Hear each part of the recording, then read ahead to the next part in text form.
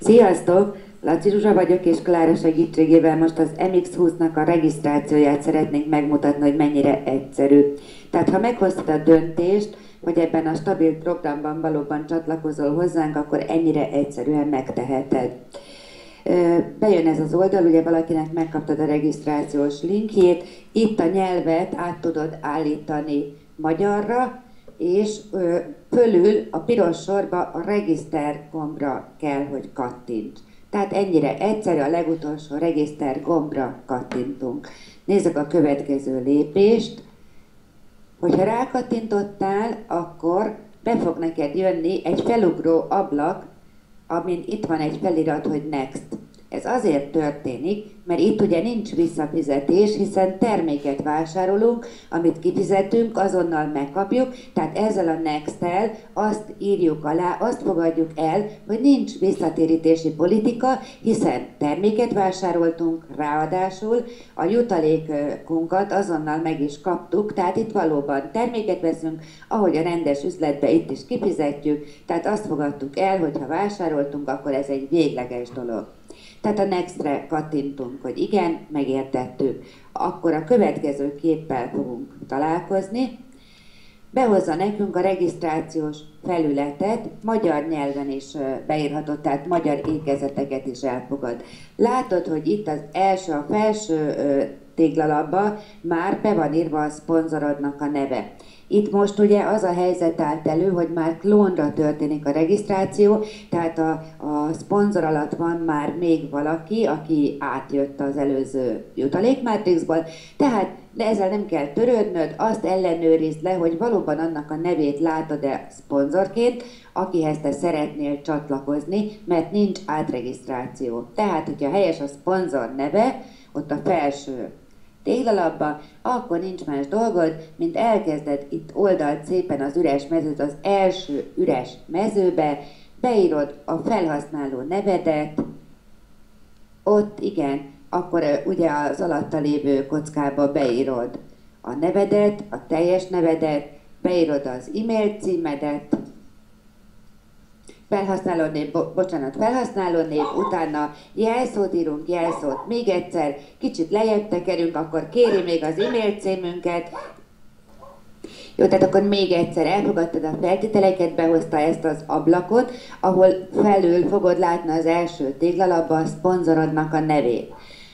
Az első üres téglalapba beírod a saját felhasználó nevet, amit szeretnél, és ha még nem foglalt, mellette egy zöld pipával jelzi a rendszer, hogy szabad a felhasználó név.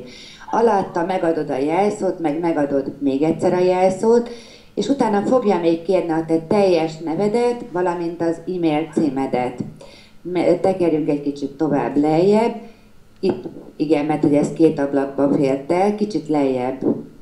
Úgy, és akkor látod, hogy végül is nincs is igazából más adatra szükség. Felhasználónév, jelszó, jelszó még egyszer, teljes neved, alá az e-mail címed, a Magyarországot be is fogja adni, vagy kiválasztod a lenyíló ablakból, hogy Magyarország, beleteszed a pipát, hogy elfogadod ugye a feltételeket, és rákattintasz a piros gombra. Utána, hogyha ezt megtetted, fölhoz egy ablakot, hogy ellenőrizd le az adataidat, hogy valóban azt a felhasználó nevet szeretnéd, de helyesen írtad be a nevedet, jó-e az e-mail címet, tehát itt még egy ilyen ellenőrzést elvégzünk, majd kiválasztjuk, hogy a $22 melyik processzorról szeretnénk befizetni, STP-ről, Pfizer-ről, OKP-ről, vagy Perfect Money-ról. Tehát, hogyha leellenőriztük, akkor annak a processzornak a képére kattintunk, amelyikkel fizetnénk. Kicsit lejjebb, hogyha tekered, akkor jobban lehet látni. Tehát itt a 4 kínálatból rákattintunk arra a képre, ahonnan fizetni szeretnénk. Mi most a Solidot választottuk, ezt látjátok a következő képen. Tehát rákattintottunk a Solid Trust-ra, átvitt a fizetőprocesszorra, itt be kell lépni a saját adataiddal. Amikor beléptél, akkor a következő képen meg fogjuk mutatni, hogy mit válasz.